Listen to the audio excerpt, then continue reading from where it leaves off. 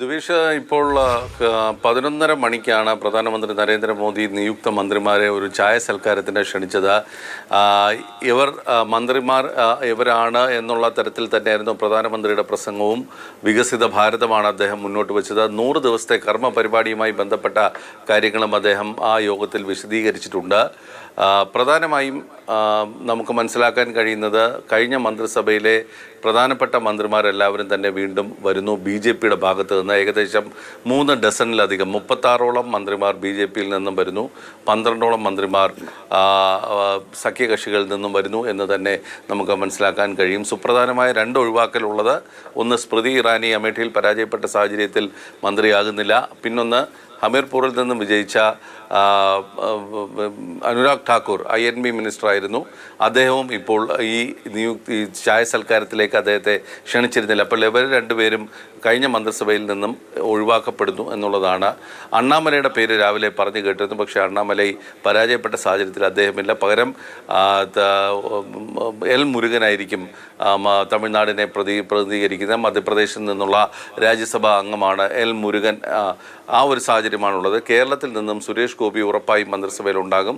അദ്ദേഹം വാർത്താ സമ്മേളനത്തിൽ പറഞ്ഞത് തന്നെ പ്രധാനമന്ത്രി നേരിട്ട് ചായ സൽക്കാരത്തിന് ക്ഷണിച്ചു എന്നാണ്. അതായത് ഇന്ന് രാവിലെ നടന്ന ആ പ്രധാനമന്ത്രിയുടെ പ്രത്യേക യോഗത്തിലേക്ക് ക്ഷണിച്ചു എന്നുള്ളതാണ്. അതായത് നിയുക്ത മന്ത്രിമാരുടെ യോഗത്തിലേക്കായിരുന്നു ക്ഷണം. അങ്ങനെയാണെങ്കിൽ സുരേഷ് ഗോപി കേന്ദ്രമന്ത്രി തന്നെയാകും എന്ന് തന്നെയാണ് നമുക്ക് വിലയിരുത്താൻ കഴിയുന്ന ഒരു സാഹചര്യമാണ് ഇപ്പോഴുള്ളത്.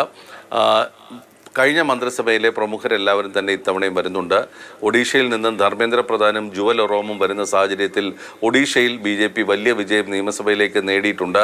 ആ നിലയ്ക്ക് പുതിയ ഒരാളായിരിക്കും ഒഡീഷ മുഖ്യമന്ത്രിയായി വരിക എന്നാണ് കേൾക്കുന്നത്. 4 പേരുകൾ പരിഗണനയിലുണ്ട്.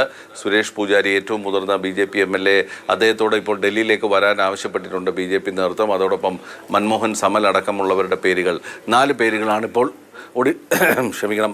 BJP മുഖ്യമന്ത്രി സ്ഥാനത്തേക്ക് ഒഡീഷയിലേക്ക് പരിഗണിക്കപ്പെടുന്നത്. അപ്പോൾ ഘടകകക്ഷി നേതാക്കൾ എല്ലാവരും തന്നെ ഇന്ന് പ്രധാനമന്ത്രിയുടെ യോഗത്തിൽ പങ്കെടുത്തിട്ടുണ്ട്. അതിലേറ്റവും പ്രധാനപ്പെട്ടത് JDS നേതാവ് കുമാരസ്വാമി പങ്കെടുത്തിട്ടുണ്ട്.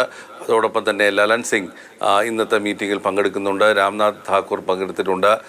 BJPയിൽ നിന്നും പുതിയതായി വരുന്ന മുഖങ്ങൾ എന്ന് പറയുന്നത് ഹരിയാന മുഖ്യമന്ത്രി മനോഹർ ലാൽ ഖട്ടർ ഇന്നത്തെ യോഗത്തിൽ പങ്കെടുത്തിട്ടുണ്ട്. രാഷ്ട്രീയ ലോക്ദൾ നേതാവും സഖ്യകക്ഷി നേതാവുമായ ജയൻ ചൗധരി, അതോടൊപ്പം തന്നെ മഹാരാഷ്ട്രയിലെ BJPയുടെ സഖ്യകക്ഷിയായ RPIയുടെ നേതാവ് രാംദാസ് അത്താവലെ, UPയിലെ സഖ്യകക്ഷിയായ അപ്നാദളിൻ്റെ നേതാവ് അനുപ്രിയ പട്ടേൽ തുടങ്ങിയവരൊക്കെ തന്നെ ഇന്നത്തെ പ്രധാനമന്ത്രി വിളിച്ചു ചേർത്ത യോഗത്തിൽ പങ്കെടുക്കുന്നുണ്ട്. അപ്പോൾ ഇവരെല്ലാവരുമായിരിക്കും പുതിയ മോദി മൂന്നാം സർക്കാർ എന്ന് പറയുന്നത്. ഇതിൽ മന്ത്രാലയങ്ങൾ സംബന്ധിച്ച ചില സൂചനകൾ വരുന്നതിൽ ഏറ്റവും സുപ്രധാനമായിട്ടുള്ളത് ആഭ്യന്തരം അമിത്ഷാ തന്നെ തുടരും എന്നുള്ളൊരു സൂചനയാണുള്ളത്. രാജ്നാഥ് സിംഗ് പ്രതിരോധത്തിലേക്ക് തന്നെ വരാനുള്ള സാധ്യതയുണ്ട്. നേരത്തെ ചോദിച്ച പോലെ ആരായിരിക്കും ഒരു ഇൻ്റർഫേസ്, അതായത് ഈ ഘടകകക്ഷികളുമായി സംസാരിക്കാൻ ആരെ നിയോഗിക്കപ്പെടും എന്നുള്ളതാണ്. അതൊരു വലിയ ചോദ്യമാണ്. അത് സ്വാഭാവികമായിട്ടും ഇനി വരാൻ പോകുന്ന മണിക്കൂറുകളിൽ മാത്രമേ അക്കാര്യത്തിൽ ഒരു വ്യക്തത വരികയുള്ളൂ. BJPക്ക് ഒരു പുതിയ സംസ്ഥാന അധ്യക്ഷനെയും കണ്ടെത്തേണ്ടതുണ്ട്. JP നഡ്ഡ കാലാവധി പൂർത്തിയായിരിക്കുന്ന സാഹചര്യത്തിൽ ശിവരാജ് സിംഗ് ചൗഹാൻ്റെ പേര് പരിഗണിച്ചിട്ടുണ്ട്. പക്ഷേ ഇന്നത്തെ യോഗത്തിൽ ശിവരാജ് സിംഗ് ചൗഹാൻ പങ്കെടുക്കുന്ന സാഹചര്യത്തിൽ ചൗഹാനും മുഖ്യമന്ത്രിയാകുന്നു എന്നുള്ളതാണ്. അതായത് 2 മുൻ മുഖ്യമന്ത്രിമാർ BJPയുടെ കേന്ദ്ര സർക്കാരിലേക്ക് വരുന്നു. ഒന്ന് ഹരിയാന മുഖ്യമന്ത്രി മനോഹർ ലാൽ ഖട്ടർ, 2 മധ്യപ്രദേശ് മുഖ്യമന്ത്രി ആയിരുന്ന ശിവരാജ് സിംഗ് ചൗഹാൻ. ഇതാണ് പുതിയ മന്ത്രിസഭയുടെ ഏകദേശ രൂപം. ഇനി 7:15 സത്യപ്രതിജ്ഞയ്ക്ക് വിളിക്കുന്ന ഒരു ഘട്ടത്തിൽ മാത്രമേ ഇതിലൊരു വ്യക്തത വരികയുള്ളൂ. 7:15 രാഷ്ട്രപതി ഭവനിൽ അങ്കണത്തിൽ മന്ത്രിസഭ തീരുമാനങ്ങളൊക്കെ പോലെ തന്നെ സുപ്രധാനമായ BJPയുടെ ഭാഗത്തു നിന്ന് വരുന്ന തീരുമാനങ്ങളാണ് ഇനി ദേശീയ അധ്യക്ഷ സ്ഥാനത്തേക്ക് ആര് വരണം. ഒപ്പം തന്നെ ഹരിയാനയും മഹാരാഷ്ട്രയും കുറച്ച് മാസങ്ങൾക്ക് തന്നെ നിയമസഭാ തെരഞ്ഞെടുപ്പിനെ നേരിടാൻ പോകുന്നു. 2ഇടത്തും BJPക്ക് വലിയ തിരിച്ചടികളുണ്ടായി. മഹാരാഷ്ട്രയിൽ ദേവേന്ദ്ര ഫഡ്നാവിസുമായി ബന്ധപ്പെട്ട ഏത് രീതിയിലാണ് ഇനി സഖ്യ ചർച്ചകൾ മുന്നോട്ട് കൊണ്ടുപോകേണ്ടതെന്ന ഒരു വ്യക്തതയില്ലായ്മ നിലനിൽക്കുന്നു.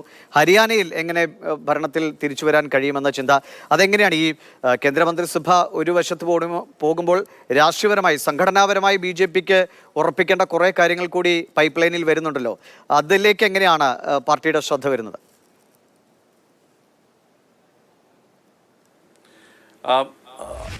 ഏറ്റവും സുപ്രധാനമായിട്ടുള്ളത് ബി ജെ പിക്ക് വരാൻ പോകുന്ന നിയമസഭാ തെരഞ്ഞെടുപ്പുകളാണ്.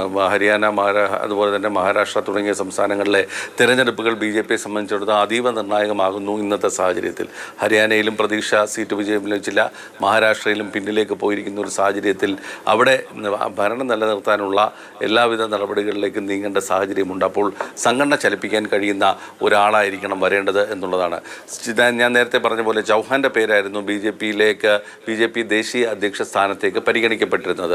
പക്ഷേ ശിവരാജ് സിംഗ് ചൗഹാൻ ഇന്ന് പ്രധാനമന്ത്രിയുടെ യോഗത്തിൽ പങ്കെടുത്തിരിക്കുന്ന സാഹചര്യത്തിൽ അദ്ദേഹം കേന്ദ്രമന്ത്രിയാവുകയാണെങ്കിൽ പിന്നെ ബി ജെ പിയുടെ ദേശീയ അധ്യക്ഷൻ ആര് എന്നുള്ളൊരു വലിയ ചോദ്യം അവിടെ നിൽക്കുന്നു. ദക്ഷിണേന്ത്യയിൽ നിന്നുള്ളൊരു നേതാവ് ചിലപ്പോൾ ബി ജെ പിയുടെ ദേശീയ അധ്യക്ഷനായി വരാൻ സാധ്യതയുണ്ട് ജനാകൃഷ്ണമൂർത്തിക്ക് ശേഷം എന്നുള്ളൊരു സൂചനയുണ്ട്. വാജ്പേയിയുടെ സമയത്ത് ജനാകൃഷ്ണമൂർത്തി അല്പകാലം ബി ജെ പിയുടെ ദേശീയ അധ്യക്ഷനായിരുന്നു.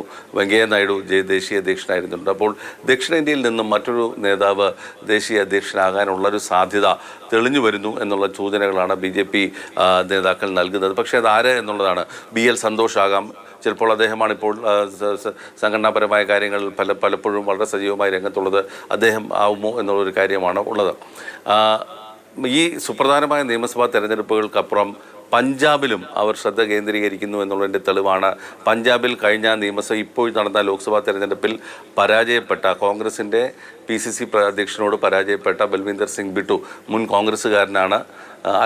തെരഞ്ഞെടുപ്പിന് തൊട്ട് മുമ്പാണ് BJPയിലേക്ക് ചേർന്നത്. പക്ഷേ കഴിഞ്ഞ ലോക്സഭാ തെരഞ്ഞെടുപ്പിൽ പരാജയപ്പെട്ടു. പക്ഷേ ബിട്ടു ഇന്ന് പ്രധാനമന്ത്രി വിളിച്ച ഈ ചടങ്ങിൽ പങ്കെടുത്തിരിക്കുന്നു. അപ്പോൾ ഒരു സിഖ് പ്രാതിനിധ്യം അവിടെ ഉറപ്പാക്കുകയാണ് ഈ ബിട്ടുവിൻ്റെ സാന്നിധ്യത്തിലൂടെ എന്ന് വേണമെങ്കിൽ പറയാം. അപ്പോൾ പഞ്ചാബിൽ കൂടുതൽ ശ്രദ്ധ BJP കേന്ദ്രീകരിക്കുന്നു എന്ന് തന്നെ നമുക്ക് വിലയിരുത്താൻ കഴിയും.